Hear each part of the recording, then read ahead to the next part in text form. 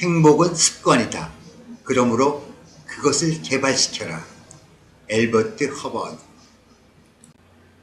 부정적 사고의 힘.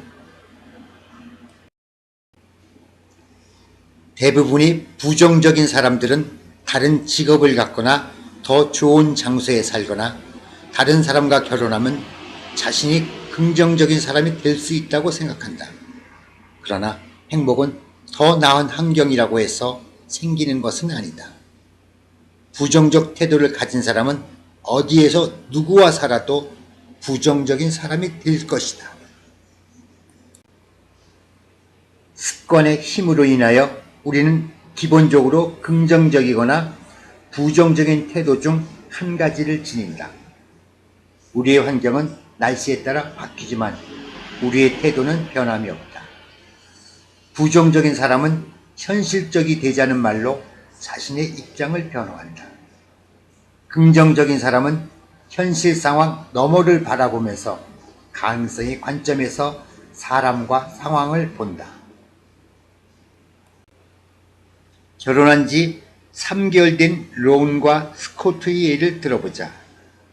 그들은 좋은 직장을 다니고 좋은 지역에서 살며 같은 교회를 다닌다. 론은 근본적으로 긍정적인 사람이다. 그는 사물의 밝은 측면을 보고 아내의 인간적인 면을 이해하며 완벽주의자의 기준으로 모든 사람을 판단하지 않는다. 이 말이 그의 생활에 실망스러운 일이나 문제가 일어나지 않는다는 것은 아니다. 그러나 그의 문제가 그의 행복한 결혼 생활을 가로막지는 못한다. 반면에 스코트는 근본적으로 부정적이다. 그는 결혼 생활에서 불가피하게 나타나는 모든 허물에 대해서 재판관과 배심원 역할을 다하려고 한다. 그의 대화는 인생에 대한 부정적 비평으로 가득하다. 지금 그와 그의 아내는 결혼 생활을 끝내려는 시점에 와 있다. 물론 스코트가 처음부터 그랬던 것은 아니다. 처음에는 스코트에게도 긍정적인 성향이 있었다. 신혼 시절 남편은 아내의 말이나 행동은 모두 긍정적이라고 받아들였고 아내는 잘못을 할 수 없는 사람이라고 여겼다. 그러나 모든 결혼이 그러하듯이 그들의 결혼 생활이 어려움에 직면했을 때 남편의 실망과 좌절은 스코트로 하여금 부정적 성향으로 돌아서게 만들었다. 이제 그는 아내가 하는 모든 것을 부정적으로 보았다. 이제 그녀는 제대로 하는 게 하나도 없었다. 인생은 론과 스코트에게 기본적으로 같은 것이었다. 그런데 태도의 차이가 나는 이유는 무엇일까? 스코트의 문제는 자신의 환경이 아니라 환경을 해석하는 방식이었다. 심지어 아주 사소한 일도 극단적으로 몰고 갔다. 론은 아내가 따뜻하게 맞이하지 않으면 그럴 만한 이유가 있으려니 하고 여유를 갖는데 스코트는 즉시 부정적인 결론을 내렸다. 나에게 전혀 관심이 없는 거야? 론과 스코트에게 주어진 상황은 크게 다를 바가 없었으나 그들이 세상을 보는 시각은 벌어져 있었다. 부정적인 해석은 결혼에서 행복을 앗아가는 독소이다. 그런데 문제는 배우자가 내가 싫어하는 행동을 할 때 어떻게 긍정적인 태도를 개발하느냐 하는 것이다. 이 질문에 대한 답은 우리의 감정에 책임을 지는 것이다. 언젠가 나는 신이 나서 한시라도 빨리 레스와 기쁜 소식을 나누고 싶어 집에 돌아온 적이 있었다. 그런데 그때 남편은 무슨 이유여서인지 미적미적한 반응을 보였다. 나는 함께 그 기쁨을 나누기 원했지만 반응을 보이지 않았다. 당신 때문에 화가 났어요 하고 나중에 그에게 말했다. 그러나 사실 그가 나를 화나게 한 것은 아니었다. 내가 나를 화나게 했던 것이다. 약간 이상하게 들릴지 모르지만 사실이다.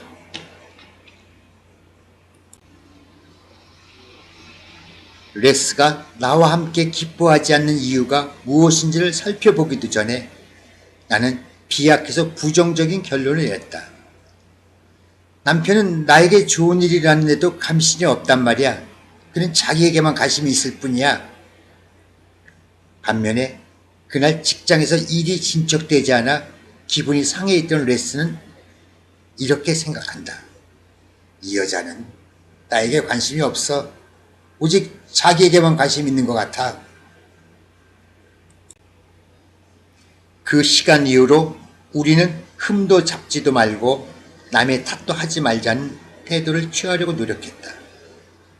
그 태도는 서로에 대한 부정적인 평가를 일단 보류하고 아무도 다른 사람을 불행하게 만들 수는 없다는 사실을 기억하는 것이다.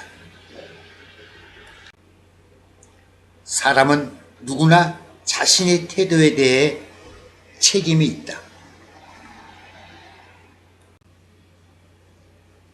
빅터 프랭클은 어떤 사람보다 환경을 딛고 일어서서 긍정적인 태도를 유지할 수 있는 능력을 가진 사람이다. 히틀러의 게스타포에 체포되어 수용소에 보내졌을 때 그는 오스트리아 비엔나에 살던 26세의 유대인 정신과 의사였다. 매달 그는 아버지와 어머니, 누이와 아내가 산채로 화장당한 소광로에서 뿜어나오는 검은 산화탄소 연기 아래서 일해야 했다. 매일같이 배급되는 수프에 당근 조각이나 콩이 섞여 들어오기를 바란다. 그는 동유럽의 살을 애는 추위로부터 발과 다리를 보호하기 위해 여느 때보다 1시간 일찍 일어나서 삼배 조각으로 동요 싸곤 했다.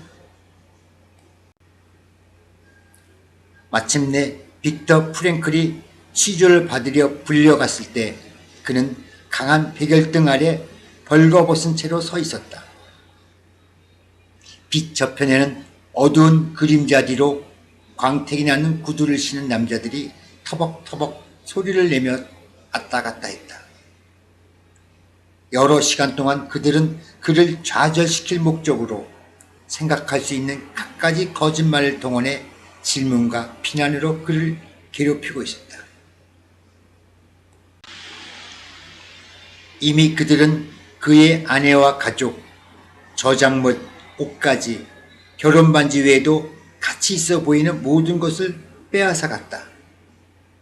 그러나 빗발치는 질문 속에도 한 가지 생각이 프랭크의 마음을 스쳐갔다. 그들은 내가 가진 모든 것을 송두리째 빼앗아 갔다. 그러나 아직도 나의 태도를 선택할 수 있는 힘은 남아있다.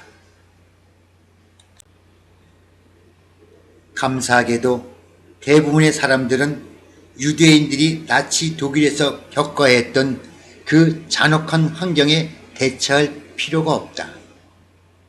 그러나 빅터 프랭클이 죽음의 수용소에서 살아남을 수 있었던 자신의 태도의 선택의 원리는 모든 어려운 환경에 똑같이 적용된다. 수많은 부부들이 배우자의 행동 여부에 자신의 불행을 탓하면서 부정적인 마음의 태도를 개발하였기 때문에 행복을 빼앗기고 있다.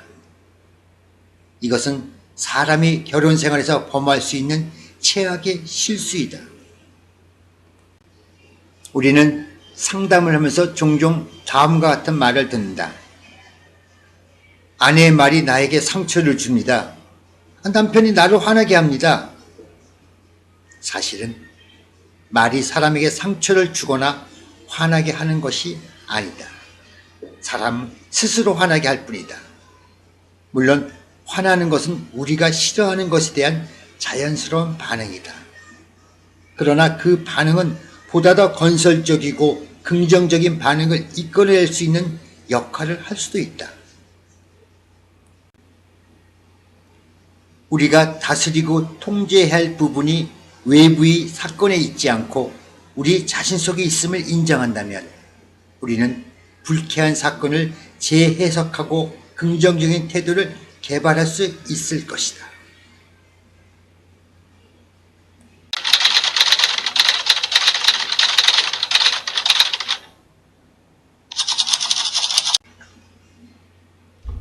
연습 문제 10.